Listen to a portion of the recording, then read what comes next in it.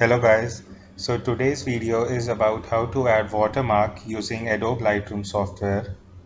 So I've tried to divide this video into two parts, wherein the first part is about how to create or import the watermark file on Lightroom software, and the second part is where we'll see how you can export a single or multiple images with the watermark on those images. So let's get started with the first part.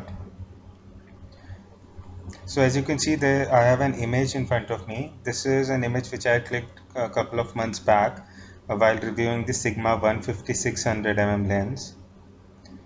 So to add or to create a new watermark, what you have to do is on the top left side you'll see the edit button, edit tab. So you have to click on it and go to the last option which says edit watermarks. Click on it.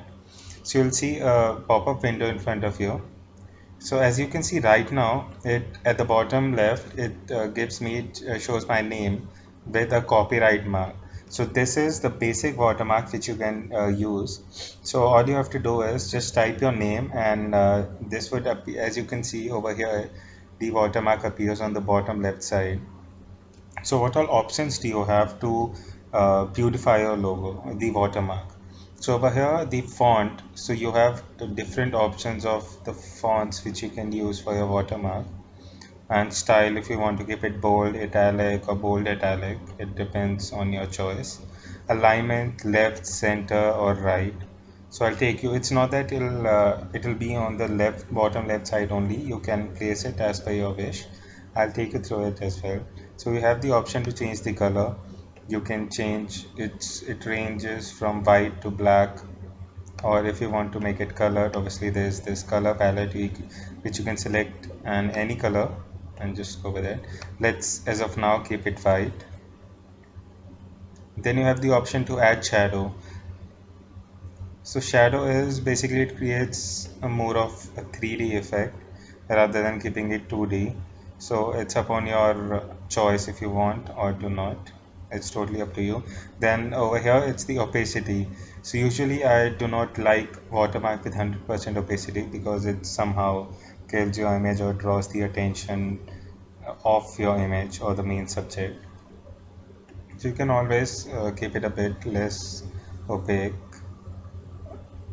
And let's keep it to 70%. And then comes the part of the size. How big or small do you want the logo to be? You can always control that. Then comes if you want to, so like I was talking about, you can place it anywhere you wish to. If like let's place it here, and if you want to take it a bit up or down. Then comes the anchor. Do you want it on the bottom left, bottom right, center, bottom, top left? It's up to you where you want. I usually prefer keeping it on the bottom right side of the image.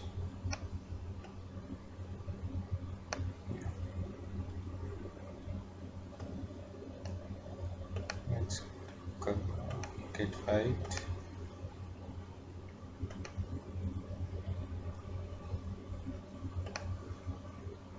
Yeah, so this is one option that you can use if you want to go keep it simple and don't want to make it too fancy, or if you do not have your own logo.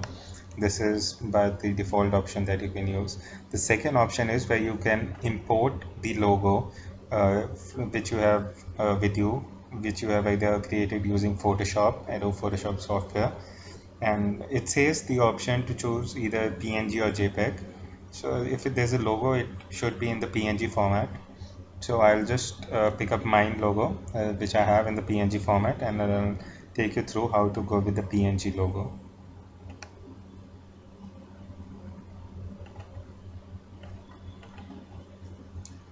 So here, as you can see, I have three variants of the logo. One is white and one is black, and one more that I have. So for this particular image, I'll select the dark black one. So over here you can see the logo has been imported. It's in the PNG format with transparent background. So I'll just scroll down. Over here it says opacity.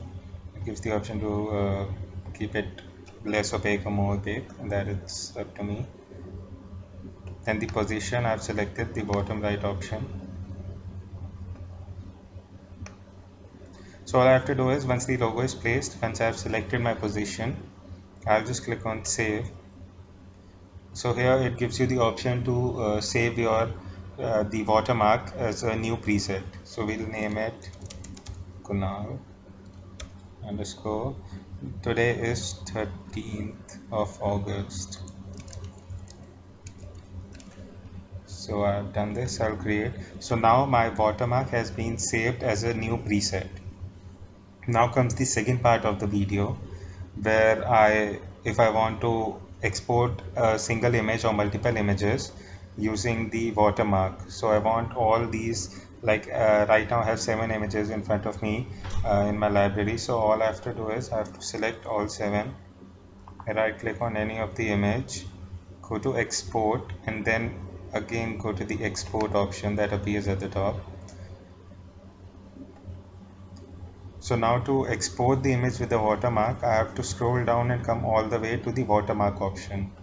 So over here, usually it's not selected, you have to select the box. Then comes the option where you get to see your watermarks which you have, like I have variants, different variants. So I'll go with the one, I'll select the one which we have created right away while it's in this video itself. I'll select this and I'll click on export. So what's happening is all the 7 images are getting exported, and all of these 7 images would have the logo on the same place and with the same opacity and same size. So while the images are getting exported, I'll just show you. I'll open the folder. So over here this new folder has been created, and now as all 7 images has been exported, I'll just take you through one of the images and show you how the watermark appears. So as you can see on the bottom right hand side, the logo, the watermark is appearing over here. And now I'll take you through all 7 images, and you'll see that the placement of the logo is consistent in all the 7 images. So this is how you can add watermark to your images, a single or multiple images. And that's all. Thank you for checking out this video. Hope you like it, and do subscribe to the channel for more interesting videos.